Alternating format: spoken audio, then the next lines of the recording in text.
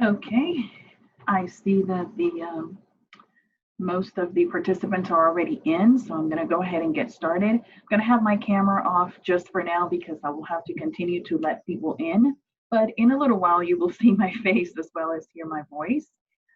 Good morning and welcome to the Polk TPO Priority Transportation Projects Workshop. My name is Lori Belangia and I'm a Senior Transportation Planner with the Polk TPO. We are glad that you can join us this morning. Before we get started, let's go over a few housekeeping items so that the workshop can run as smoothly as possible. I see that most of you have already done this, but if you haven't, please keep your microphone muted unless you are speaking. That way we will not have background noise interrupting the presentation. You can keep your cameras on if you want to during this time or turn them off once we get started with the slides. We won't be able to see your faces, but definitely in a little while when we go over the question and answer session, we would love to see everybody's faces as they are participating in this workshop.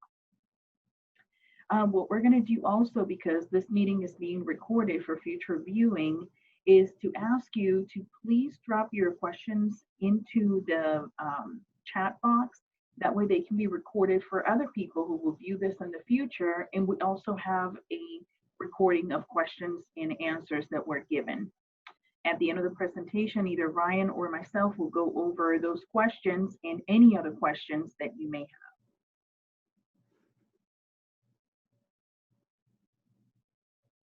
Right.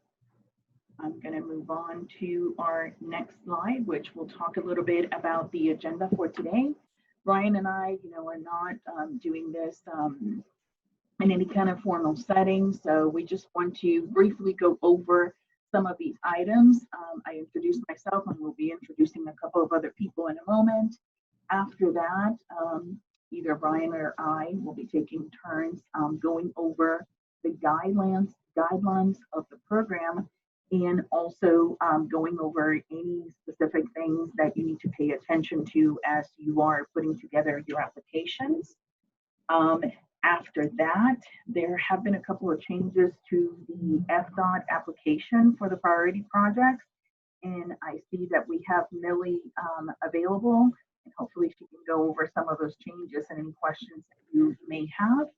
And lastly, at the end, we will go over those questions that were either in the chat box or questions that you ask when we get to that time. All right, I'll turn things over then to Ryan to introduce himself and we'll go from there. Okay, good morning, everyone. Hi, Ryan Kordick with the TPO staff. And we're going to go through, try to kind of be informal, and like I said, that there's going to be times that towards the end we'll have lots of opportunity for questions, because I'm sure you're all gonna have some. But we're just going to go through some slides here. Lori, if you can go ahead and advance to the next slide.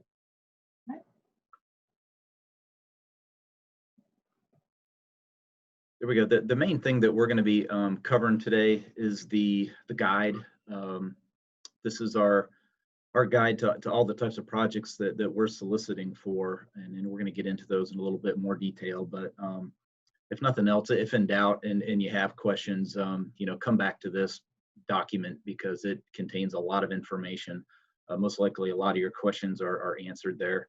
And again, it provides guidance on the types of projects, programs that we're soliciting for and that we have funding for.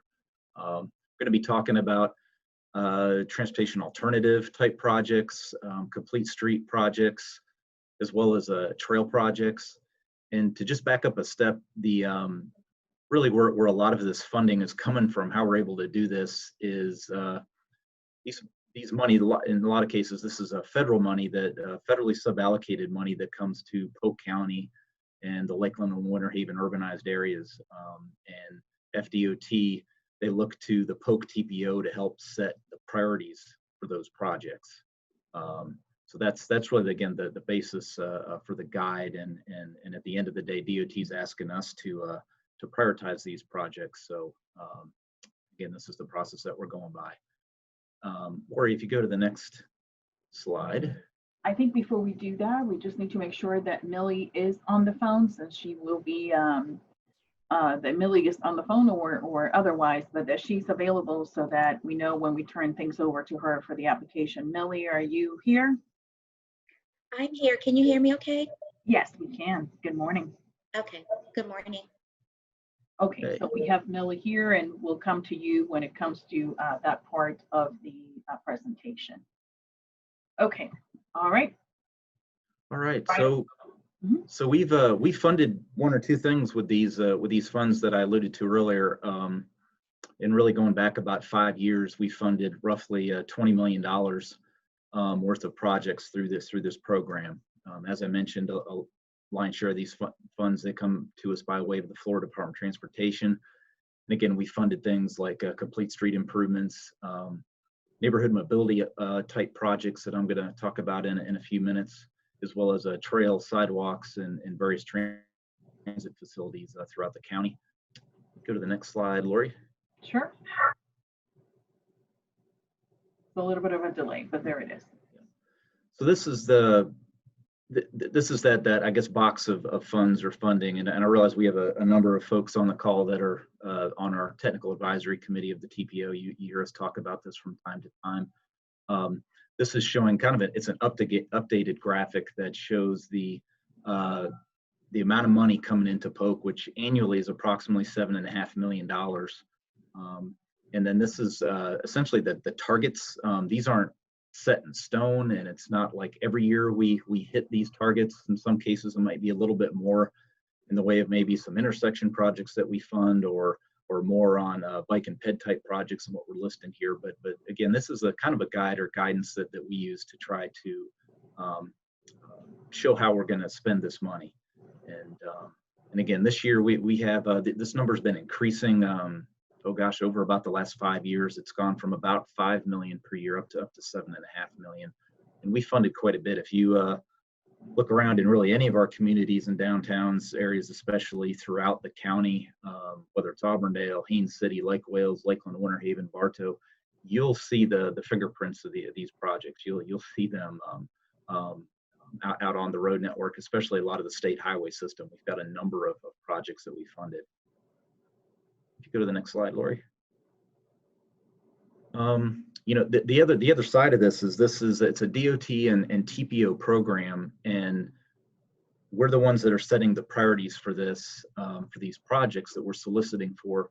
And as much as anything, too, we want to see that the funds that we're spending, the funds that y'all are asking for, that they're consistent with not only your plans, your comprehensive plans, your downtown, your CRA plans, et cetera, but also that they're consistent with the TPO's plans. And this is kind of a list. I'm going to get into some more detail on this, but this is a list of some of the major planning efforts of Polk TPO that, again, we're trying to kind of remind you of. A lot of good planning here, and as much as anything, it's good planning that's identified a lot of transportation need relative to transportation safety, bicycle and pedestrian type issues, and so on.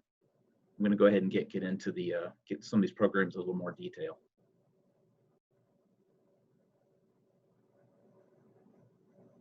So within the guide, I think we've updated most of the references to the Momentum 2040 plan. As a lot of you know, we're in the process, actually in just a month or so, we're going to be adopting a new long-range plan called Momentum 2045. But at any rate, there's a lot of references to generally what we call our long-range transportation plan.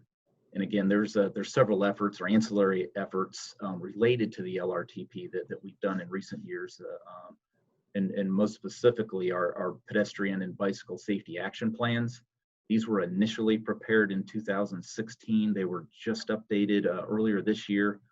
They're on our website. And again, there's a lot of good candidate transportation needs and projects identified in these plans throughout the county. And again, that's something we wanted to make note of here.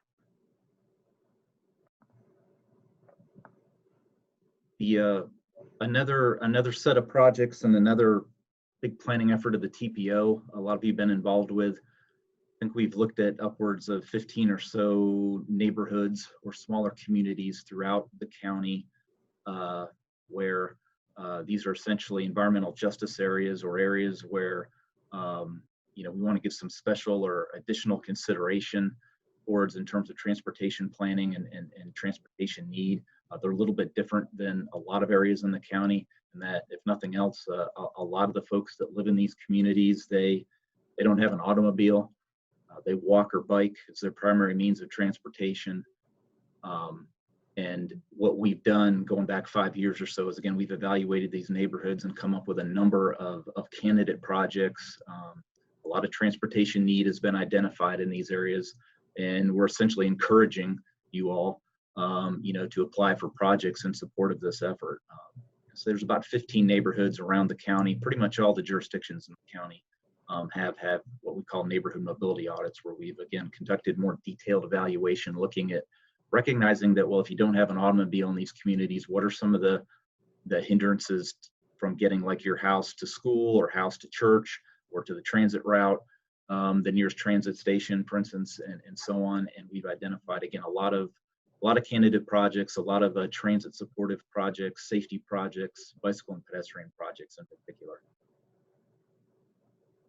Or if you go to the next slide, another effort that I know a lot of you on the call have heard me talk about, either at the TPO or in front of your own jurisdictions in the last month or so. And this is a big effort, really the first effort of its kind, to look at the sidewalk needs in relative to all the schools, public schools that we have in Polk County. There's 140 of them. We did detailed analysis for each of those schools. This aerial, I think, is in the Haines City, North Haines City, Davenport area. Where you see a lot of development underway, a lot of houses going under construction. You'll see a number of collector roads and roads on that aerial, and a lot of them don't have sidewalks. And this is one of the main needs or focus areas in Northeast Polk, is a need for additional sidewalks in close proximity to all the schools that have been built in recent years up in Northeast Polk. But there's also been a lot of projects identified throughout the county. So this is another good source of candidate projects. And this is just a map showing, I think that map there, that's based on the aerial that you had on the previous slide, that just, again, shows the school. It also shows lighting needs. And I think the line shown in red, that's where we have currently have sidewalk gaps.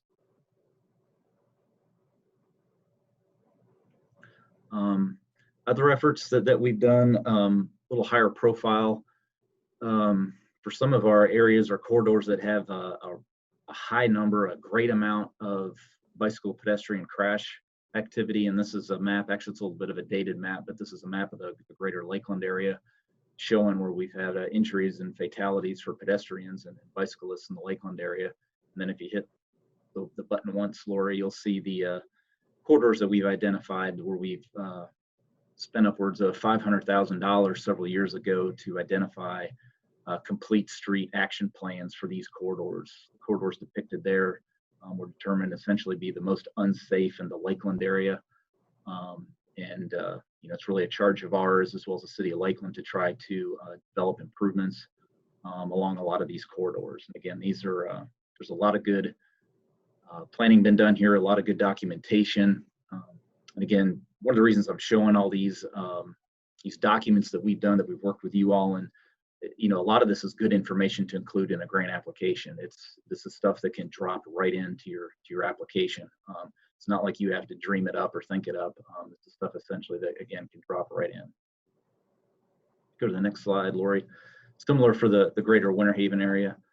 Again, not quite the crash problem that Lakeland has, but again, these were corridors identified as the most unsafe. Havendale, 17 First Street in Winter Haven, as well as Rifle Range Road south of Winter Haven. And we've identified a number of projects, some that we're currently working on, but there's still a lot of need and a lot of outstanding issues on some of these corridors. So again, these are things that if we were to get applications on these corridors, it's something that the TPO would certainly like to support, and there's a basis for us to support it and prioritize it. This is an updated map from our long-range transportation plan that we're about to adopt. It's a little hard to see here, but again, I believe this information was included in your packet or your transportation projects priority guide that we sent out. But this is an updated multi-use trail map, brings things up to speed. It's added things like projects that we've built, ones that we're still working on. Has the updated Sun Trail network that's been changed a little in Polk County. Most notably, you'll see kind of a red outline going from Lake Alfred to the east to Haines City and then down the ridge. And that's a new corridor now that's part of the Sun Trail network, which is a statewide regional trail network.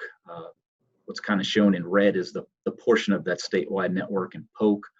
And the point here is there's some separate money or a separate box of funds, state funds that are allocated to candidate projects here that are on this network. So again, if you're a municipality or there's a portion of this trail network that you want to pursue and kind of go after, you've got a specific funding source to do so. And again, these are projects that the TPO will prioritize, and we've prioritized, and FDOT has funded a number of projects shown on this map. Go to the next slide.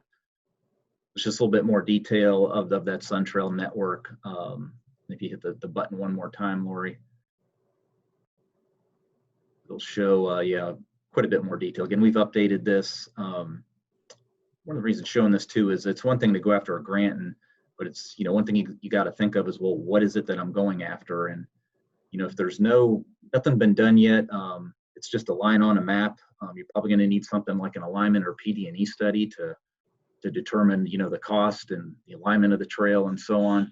But what this map shows is a number of trail projects that are in some form of development. Several in Lakeland and Auburndale and Haines City and Dundee are funded and going to be underway with construction. Then there's others here, in particular the Old Dixie Trail as well as the Penrock Trail. It's basically the big east-west line between Lakeland and Haines City. There's the need for design. We've got a PD&E, but we don't have any design. There's no right-of-way or construction money allocated. So those might be good future candidate projects that we could, again, receive funding for and try to get towards implementation on those trails. Go to the next slide, Lori. So this is, I kind of put some thoughts down. A lot of you know, I've been involved with, I've been here at the TPO for over 20 years, but I've been involved with these programs for just as long. These are just some thoughts that I have that I've put down with this grant program to try to give you some guidance. It's also to maybe past projects or past candidate projects where people submitted applications, maybe where they fell short. I try to kind of give some perspective on that and put down these thoughts. But at the end of the day, it's really hard. It's really hard to find a better grant program for transportation, and that this is 100% grant. Right off the bat, this isn't anything that we're asking for. This needs to be a 50-50, or you need to commit to so much money on this application for any one of these projects. This is 100% grant, and you kind of can't beat it with a stick, in other words. But you're dealing with the Florida Department of Transportation, and there's just some things that you kind of got to watch and pay attention to. And before you even get to FDOT, and before we can prioritize it, when we're going about prioritizing it, you got to remember that you're in competition with the other folks that are on this call. You can see some of their names and so on. There are other jurisdictions in Polk. So as much as anything, we've been able to fund the majority of the applications that we've received in Polk County over the years. But again, still you're kind of in competition, and in some cases, if an application is written poorly, put together, a lot of the things shown on this slide and the next slide, if they're not done, your project's probably going to score and rank kind of weakly, and you won't get funded. So probably want to try to really emphasize these things. And one thing too that I see people do, they'll, I think, just assume that we know, or FDOT knows what you're talking about. And the first bullet there is an important one, and I've seen people take this for granted, but don't assume anything. You might as well act like you're applying for a grant, and the people that are the grantor agency, they're in Colorado or Montana. They literally don't know anything about Lake Alfred, Polk County, Haines City, Lakeland, or wherever. And so you really need to thoroughly explain things. And again, maybe you're referencing a plan or some previous efforts or things done by the city. Again, include a lot of background information attachments and really explain why. And as much as anything, this is because we're going to be prioritizing this, and that's these projects relative to one another. And that's why I reviewed some of those previous efforts that we've done. You can certainly complement that by maybe the planning efforts that your jurisdiction has done. But we just want to understand, hey, there's been some good planning of this. There's community input, buy-off to some point on this, and that'll help you with the prioritization. Another thing here is I've seen some issues over the years where maybe a jurisdiction will apply for the grant, and it's say it's current, say we'll just use this situation, it's 2020, and they apply for the grant this year. That's when they put together the application. That's when there was a lot of talk between city management, maybe the planning staff, maybe the current city commission kind of knew about it. Maybe they adopted a resolution in 2020. And now, work with me here. Think of this. So we're going out into the future, and in the year 2021, that actually gets prioritized and maybe programmed.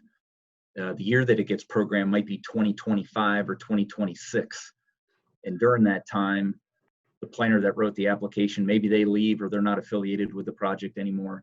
City management has changed, and most likely your city commission has changed. And then again, let's just hypothetically, let's say it's the year 25 or 26, and that project's coming due. DOT's calling the city wanting to work out details with it, et cetera. And we've had issues with some local governments and the staff that's currently there. They're like, gosh, we didn't even know about this. We didn't even know about this project. And then it's a little bit of a scramble to kind of deal with things, bring your city management, the commission up to speed on it. In some cases, we've even had some public opposition come into the forefront there because there was a lack of coordination on the project. And then now there's a new city commission and now even an organized group of opposition against the project. So I won't keep, going on and on about doom and gloom on this, but it's just the point here is just remember it's a continuing and ongoing process. I would encourage you as local governments to keep your city or county management, department heads, public works, so on, remind them of this project every now and then. So every year or two that goes on, goes by, kind of remember or remind them, hey, we've got a project funded out in year 2025. We need to kind of stay on this. DOT is going to need X and Y from us, et cetera. The third bullet there, think multimodal and safety. Obviously, we're a transportation agency, the TPO, certainly FDOT is. You can see a lot of what I've covered in the earlier part of this presentation was bicycle and pedestrian safety. I should have probably hit this on the front end of the presentation, but we're essentially the 5th most dangerous place to walk or bike in the United States of America here. There's been numerous studies that say as much, and we have the crash stats to back that up. That's not a stat that we're proud of, but it's not one that I hide from, and I know a lot of you guys don't either. So we're looking for projects that are going to help out with those situations, and there's a lot of candidate projects, a lot of good projects that could help with that situation. So again, that's what we're really trying to support. And I guess don't come to us, think along those lines, but don't come to us with maybe a $2 million drainage project that might have a $50,000 sidewalk. The cost benefit side of that might not look too well when we try to score and rank that project. The details in that will kind of come out then, and it won't be received that well. So again, we're looking for good things, things that turn the needle, get them going in the right direction. The other thing is you're not dealing with Tallahassee or Atlanta or Washington D.C. or wherever else with some of the grant program that you may have done before. You're talking with Lori and I, Millie with the Florida Department of Transportation.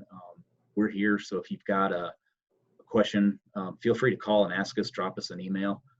It's kind of unfortunate we can't have a face-to-face workshop like we usually do. We're offering this, but this isn't it, and don't think again it's an us versus them, and open communication. We'll try to help you to the extent that we can on your applications and the projects that you're all considering. At the end of the day, these are kind of our projects too, so we're proud of them as well, and we want to try to prepare the best slate of projects so that FDOT will ultimately fund these things. So that's kind of my perspective, our staff's perspective on this.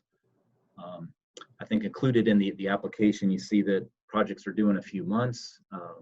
Towards the end of January, I think the 28th, but we have time between now and then to again kind of go through things, or you might even have a project that it's maybe just an idea or a thought. If you want to kind of run it past us, maybe not today as part of this workshop, but give us a call separately offline. We can maybe talk about the merits of it, or maybe a way to package it, again, to meet your all's needs. I'm going to turn it back to Lori here to go over the important dates. But again, we're going to have an opportunity for questions. Maybe she's monitoring some of that. So maybe before we turn it over to DOT, because they want to talk about their new application, maybe we can answer a few questions. But Lori, I'll let you cover what's shown here. All right, thank you. Well, good morning again, guys. Yeah, let's talk about some of the important dates. That date you see there. Oh, Lori, I think you're on mute. I'm on mute. Yep. Somehow we're able to hear you, but you're on mute. There you go. Now we can hear you. So January 28th, it's when the applications are due back to the TPO. The applications are due to FDOT on February 1st. But obviously we need a couple of days to review them before we're able to turn them over to them. Then in the spring, the TPO subcommittee is going to evaluate the projects that have been submitted. Sometime a little bit later during the spring or summer, there will be the project review. And then around June 10th is when the TPO is going to adopt our priorities, which will go along with what has been submitted, of course. And lastly, during the fall is when we adopt our draft work program. Let me mute here, and Brian, I'm going to let you take over for a second so I can see if some questions have been put in the chat box. If not, people can feel free to just, ask the questions as we go along.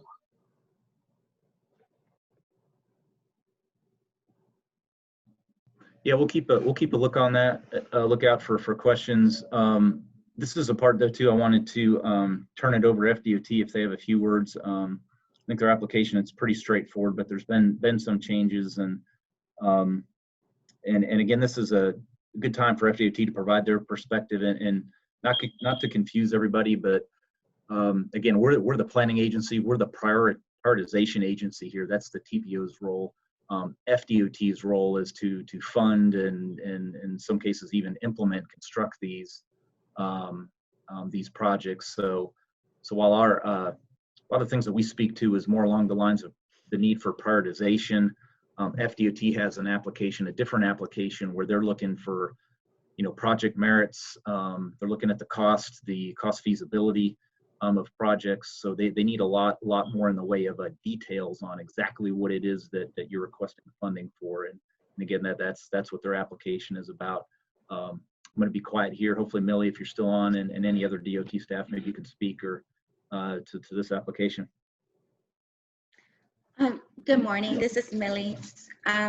So Ryan gave a lot of good tips on the previous slides regarding what they're looking for is basically the same thing that we're looking for on our end. The application, however, this cycle is, you'll notice, is brand spanking new, fairly different from the one previously provided. And with this application, this is not a District 1 application, it's a statewide application. And this is going to be used for the cycles going forward. I guess central office, Tallahassee, wanted a more consistent process, a more consistent application. So reporting to Federal Highway and FTA is better managed. The main things with this application is the same thing with the other ones, is just to make sure that it's completed and it's legible, and that all the required attachments are included when you submit your application, as far as right-of-way, any surveys, cost estimates, if the project has the support from the locals, make sure those letters are in there. We're just trying to make sure that when we receive the applications, that they're we know they're not going to be 100% complete, but that we're better equipped to hand it over to our 4P group, which A lot of you guys know we kind of go back and forth once we receive the application. A lot of questions come from the 4P onto me, and then we kind of disperse those out to the applicant agencies.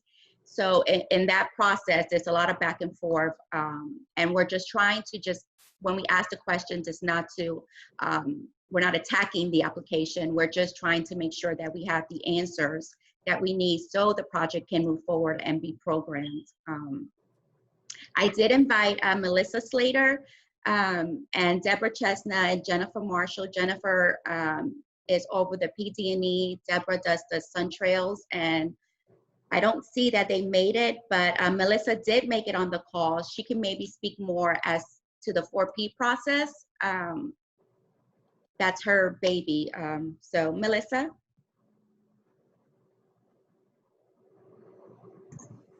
Good afternoon, everybody. I'll turn my video on for y'all too. Millie's correct. The 4P is kind of my baby, and what we do through the 4P and as it relates to the applications is we take a look at your applications and we look at the content.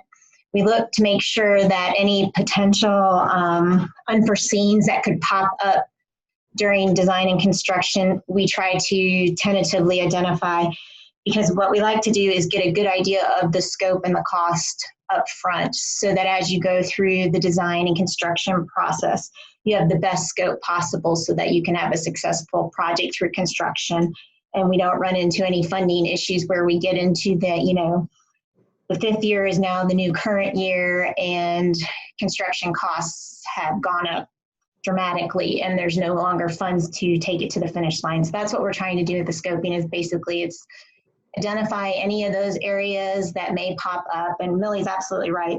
When we're asking questions about the application, it's by no means to critique the application. We just may have some follow-up questions to make sure that we're providing the best scope possible for the project that you've requested through the application. And then when we start scoping the project, and there'll be dialogue that goes back and forth with not only the TPO, but the local agencies too, as we're asking these questions, as things are being identified, as we're coming through the scope. We'll send a team out there to actually drive the project to see exactly what the existing conditions look like. We'll look at your engineer's estimate to ensure that you have a good, solid cost estimate. And then we'll write it's about a page and a half kind of general write-up of what the scope is for the proposed project. And then depending on if the project is on a state roadway, then it will go to our TRM. They will go through it and do a final approval of the scope. If it's an off-system road, we'll do the thorough engineer's review and make sure the application estimate are good, and then we'll send it back for programming, and Millie handles programming those. Is there any questions y'all have about the process?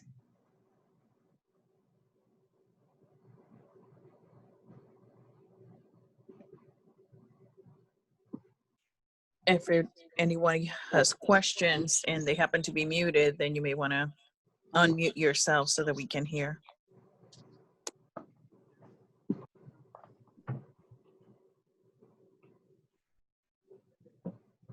Also, if you have any questions that you think of later, don't hesitate to reach out, or, regarding the 4P.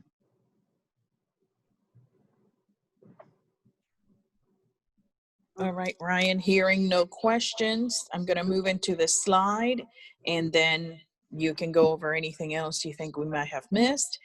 Again, my name is Lori Belangia. My information is here. You can either call me or email me, and I'll be glad to answer your questions. Yeah, and we're just to, I guess, finish up, unless anyone has any other questions, we're to sum this up, it's a $7.5 million is available countywide, and we're looking for a few good projects. Don't be shy about that. You got ideas, thoughts, questions, and again, call us separately. We're there to help you guys, and again, hopefully we get a good slate of projects in the next few months. Ryan and Lori, quick question. How are last year's priorities looking in terms of funding in the work program? Because I know at least for us, that'll be a good starting point in terms of what we want to work on for this year's cycle. I'd have to defer to Millie. Chuck, I haven't seen work program, though I haven't heard much bad about any of the slate of projects that we had last year, but I'd have to defer to Millie. Hi, Chuck. So I do not have an answer on that. Work program is very fluid right now. So Melissa, maybe she can chime in if she's still on the call. She's over the work program, but I don't have an answer for that. We're still working on those projects and programming.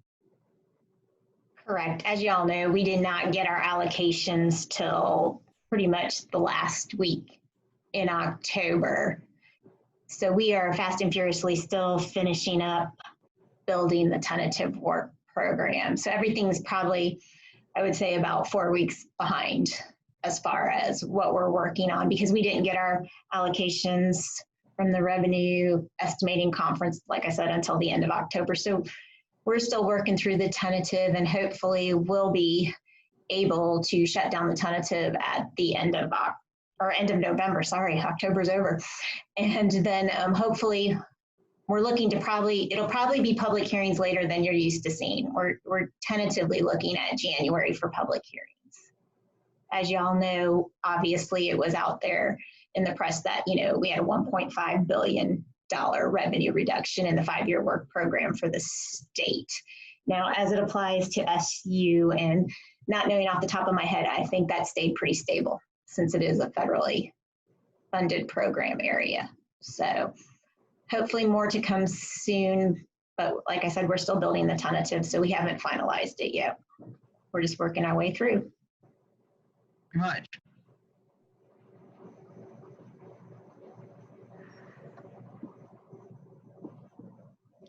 All right, Lori, you're on mute, but I don't know if we have any other questions. No, I don't see any other questions here. Again, please free to let us know if you have questions as you go through the process. Okay. And I think that's it. If there's no other questions, we will end the workshop here. And thank you so much again for joining us this morning. Thanks. Bye-bye. Bye.